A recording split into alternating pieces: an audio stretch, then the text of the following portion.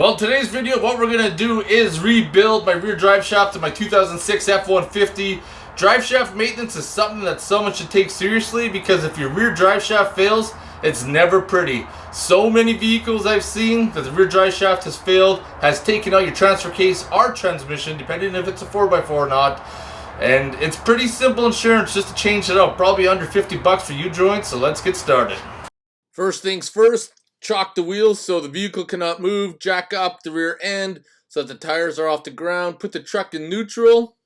This is important. And once the truck's in neutral, you can spin the drive shaft and get all the bolts out. There are 12 mil, 12 point. You need to be straight on, and they can be very difficult sometimes to get off.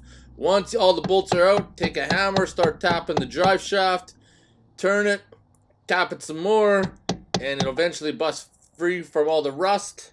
And then pull the drive shaft straight up the back and be careful that the front doesn't hit the ground. So I got the drive shaft out on my table. Before you start to remove the U-joints, you probably want to mark it somehow so that these parts go back together in the same spot.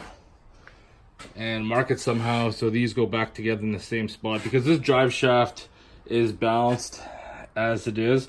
Now, theoretically, once you remove the U-joints, put new ones in, you technically should get it rebalanced, because these weights are put on for the old U-joints. So it may change a little bit. If you still have a vibration or something after you change them, you may have to get your drive shaft balanced. It's pretty rare. I've never had that problem.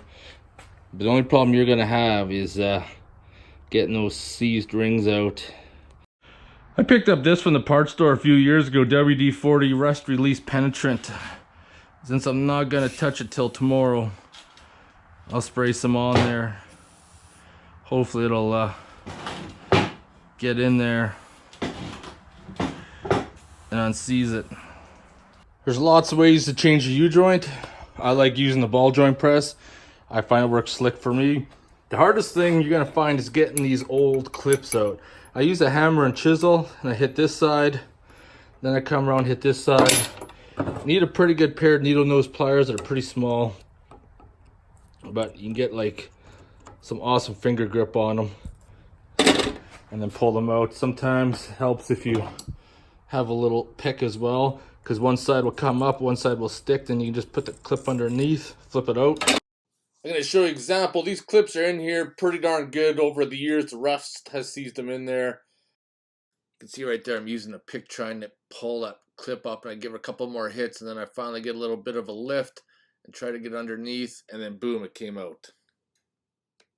It might take a little bit of time, but remove all 4 clips from the U-joint, and then you're going to get ready to start pulling it out. Alright, using the ball joint press, line it up so that the cup can push through the backside with the hole. Put an impact gun on it, push it through till the cup comes out the other side. Use vice grips, pull it off. Push it through again to the other side. Pull the cup off. Pull the flange off. Repeat for the rest of the U-joint cross, and then you're going to get ready to install it all. Now that we finally got them out, any burrs, nicks, you want to file those out. And then I got my little air buffer right here. We're going to clean the rings out before we install the new U-joints. Use a pick or something to help clean out the old grooves. It'll make putting the rings, snap rings back in easier. And then I'm going to use my die grinder here just to polish off the rust, just to make life a lot simpler when we're going to reinstall it. For this part here, I don't install this with the impact. I use hand so we don't damage it. And you want the grease zerk to go towards the drive shaft, so you'll be able to grease it afterwards.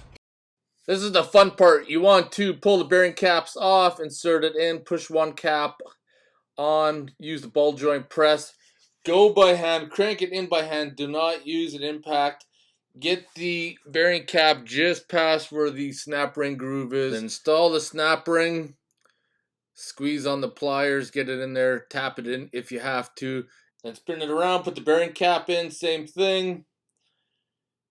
This is a little bit more tricky because you just want to push it through just barely enough to get the snap ring on. You don't want to go too hard because you might damage the U-joint at this point. So make sure that you can get enough clearance. Put the snap ring in. I just want to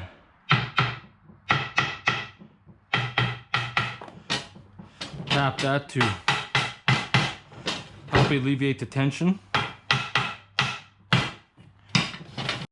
This is very important, so I want to share this as well. Before you reinstall the drive shaft, make sure that the drive shaft flange on the drive shaft and on the differential is buffed off to remove all rust, because that will affect the clamping force when you reinstall. And the last thing you want to do is have the drive shaft loosen up and come off after you spent all that time and effort.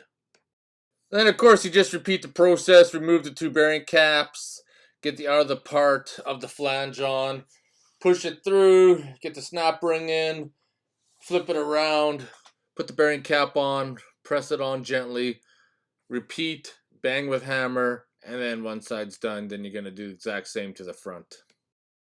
Now I'm going to work on the front of the drive shaft. Just going to put in super speed mode because you guys at this point should get the idea on what's going on. Make sure it's marked so you put it back in the correct orientation afterwards. Now, if you successfully did one part of the drive shaft, and you repeat the whole procedure again on the other side, and hopefully you won't have any issues. So kick back, enjoy the music, and watch the clip.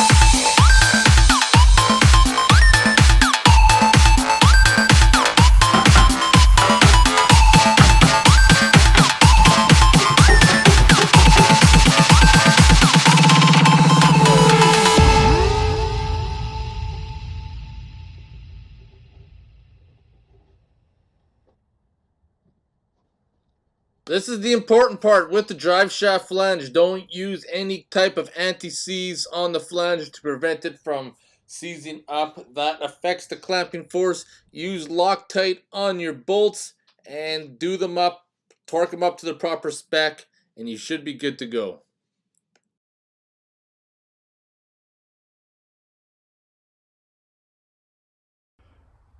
The U-joints that I used in my truck are an SKF UJ331, and that is a 2006 F150 extended cab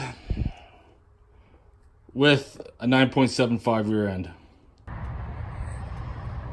So now we're at the part of the video where we're finally done.